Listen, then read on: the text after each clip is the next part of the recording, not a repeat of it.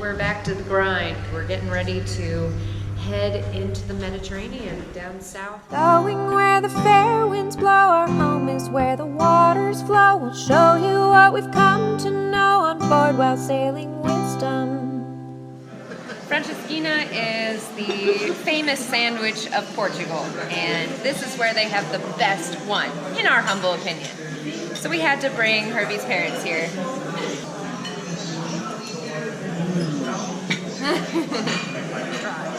Parent approved. Get ready to enter the oldest neighborhood.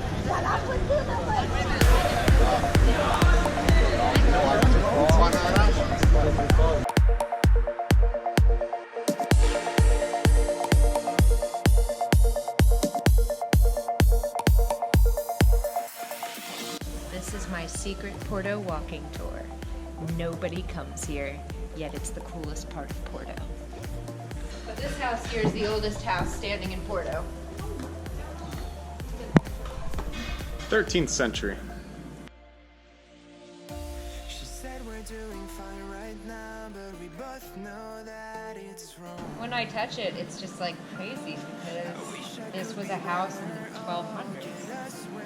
How many other people have touched this throughout history? I mean, it's just a weird feeling. It's cool to be connected with everybody else who was connected with this house. Just like the same old song. Well, we don't wanna press rewind, don't wanna waste our time, just wanna be alright. We don't wanna press rewind, don't wanna waste our time, just wanna be alright.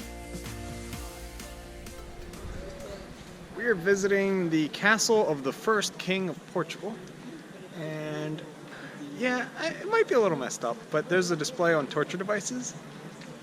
I really want to see it. Ancient instruments of torture. Ooh, let's go. This palace was built in the early 1400s, and it was kind of rebuilt and changed over the centuries, but it originated in this spot, and it's where the king lived. Now it's a museum, and it's got all these torture devices as a temporary exhibit, so we're pretty excited to see that.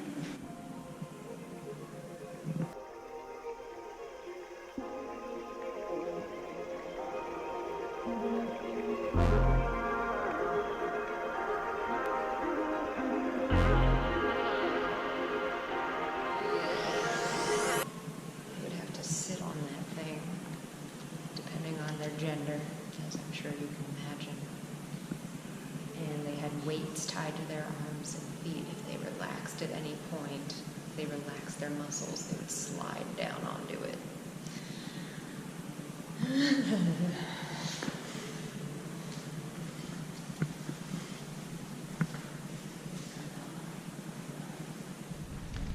So we just saw the palace and all the torture instruments and everything, and now we're going up to the actual castle, the oldest structure on this land.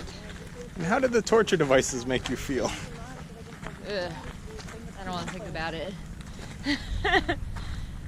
They had a lot of ways of making people die, painfully and slowly. No freedom of religion back in those days.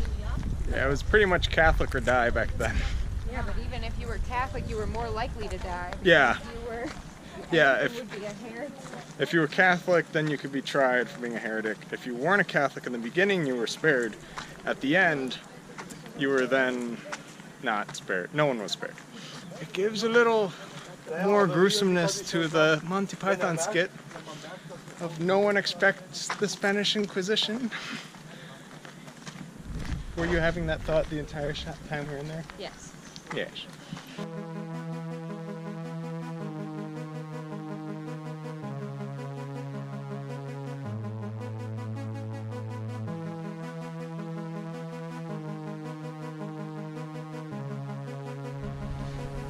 You may fall. Spirited walking. Little people may hold you up. No speed racer. And here we have the big rock. Circa 1100 BC. This whole castle is actually circa 1100 AD. Yeah. I think that they just really liked that rock and wanted to protect that rock, and therefore built the castle with a big wall around that rock. Because they're like, this is my rock. This is my rock. This is my rock. I this like is that my boulder. That is a nice boulder. Not boulder right there.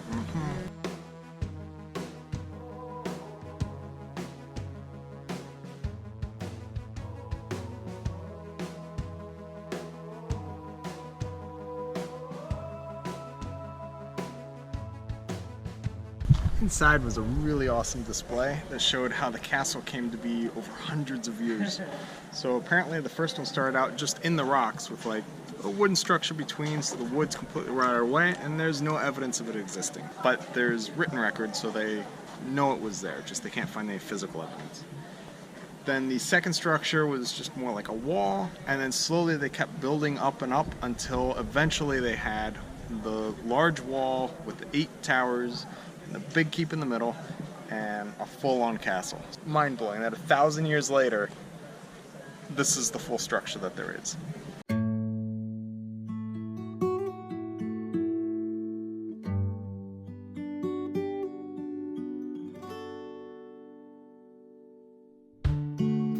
I like how it's like built right on top of the rock.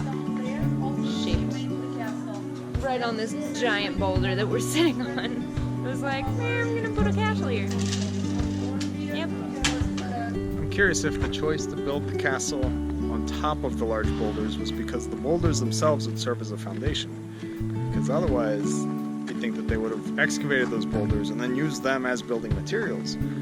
But it looks like they intentionally set the stones of the castle on the boulders in just such quantities that they just won't move.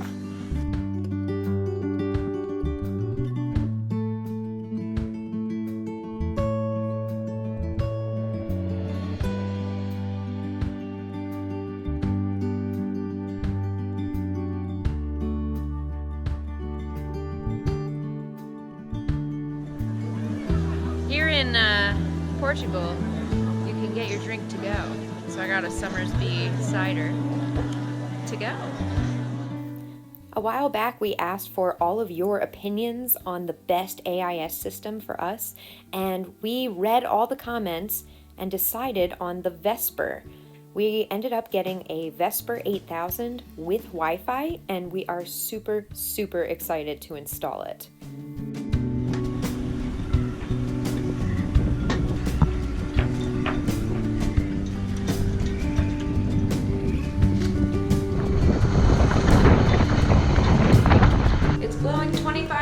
Today in the marina, which is all right because our touristy week is over and we're back to the grind. We're getting ready to head into the Mediterranean down south, and we got a lot to do before we can do that.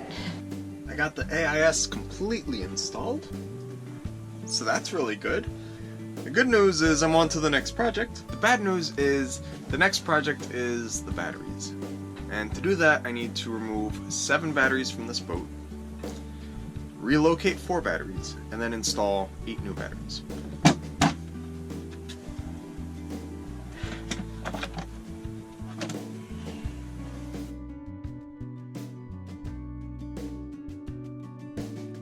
Alright, so our new batteries are here, finally. We've been trying to get them for about a year. Been a fiasco, but they're finally here and we're gonna get them wired up. Now the interesting thing, so the batteries that we buy, the 12-volt batteries, our motor runs on 48 volts. So the way we get it to 48 is we set them up in series. So when you put them in parallel, the amperage increases, but the voltage stays the same. When you put the batteries in series, the amperage stays the same, but the voltage increases. And what we do is we have 2 banks set up in series to make them each 48 volts, and then those 2 banks are set up in parallel to each other to feed the motor. So that gives us our current bank setup is going to be 105 amp hour batteries, and 8 of them. So 2 sets of 4, that gives us 210 amp hours at 48 volts. So I have the batteries lined up in a row here, and you can see that the positives and negatives alternate with each other. And the reason is, this one row is going to be one bank, and then this row will be a second bank. To go in parallel, you'd put all the positives together. When you're doing series, you want to go positive to negative, like that. So the idea is, you have a battery, and just the single battery, you have positive to negative, right? So electricity, flows out, comes back into the negative, and you can just imagine that it's a circuit through here and then through the object and back. Now, this is going through 6 cells. Each cell is about 2 volts, and that's why it's 12 volts. If you increase the number of cells, you then increase the voltage. When the power comes in through the negative, and then to get out through the positive, you have to imagine that the power is going to go from the negative to this positive, and then back, and then over again, and then back out. So it goes through a whole bunch of cells, gets really high voltage, and then feeds it out.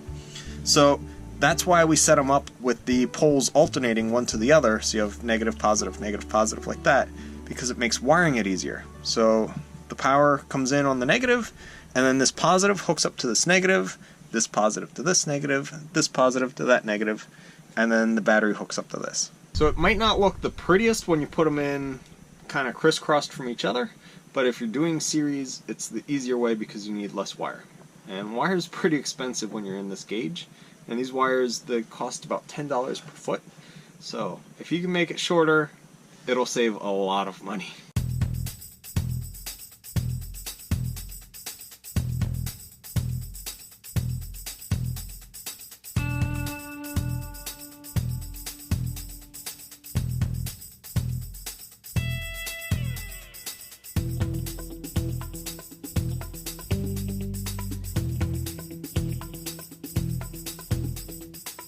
So we're just looking at the big fat wires.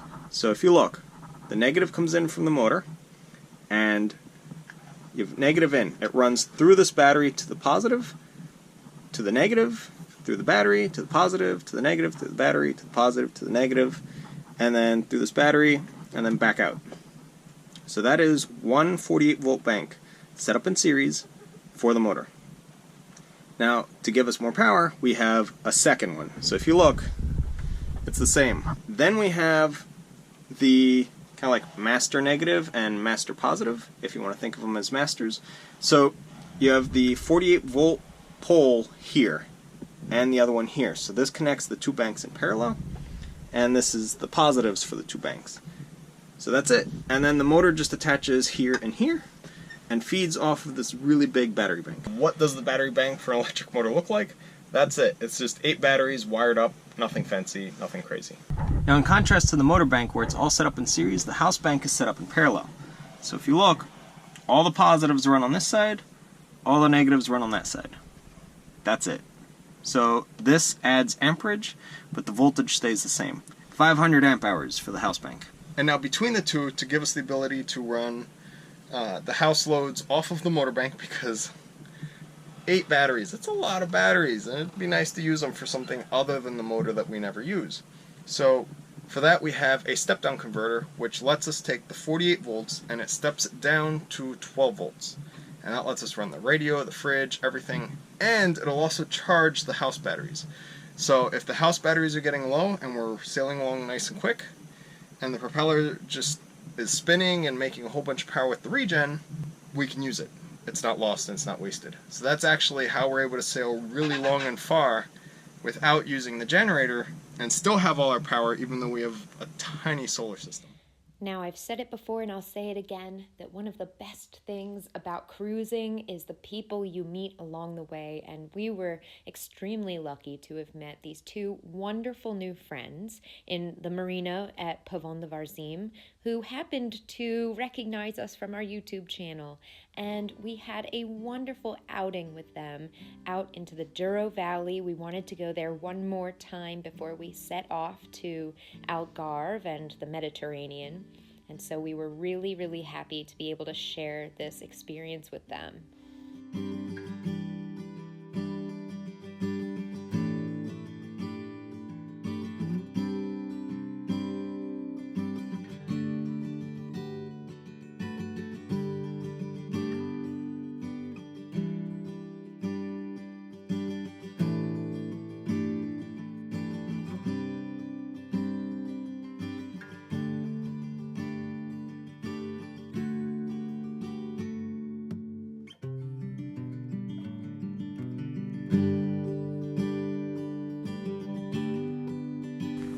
how have you guys been enjoying the port wine tour? Had a great day. Just looking forward to port ice cream. Where's port ice cream? Yeah, more ports. More port. Yeah.